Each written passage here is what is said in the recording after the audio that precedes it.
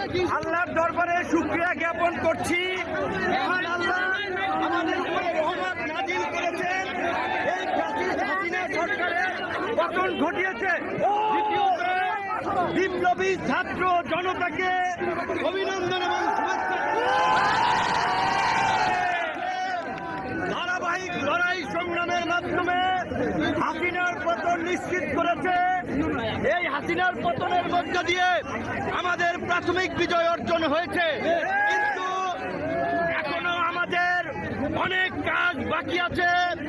এই ফ্যাসিস্ট হাসিনার যারা দোষর ছিল রাজনীতি কিংবা প্রশাসনে, তাদেরকে চিহ্নিত করে বিচারের মুখোমুখি করতে হবে। এখন পর্যন্ত অন্তর্বর্তীকালীন সরকার হয় নাই। এইখানে যেন কোন সামরিক শাসন কিংবা কোন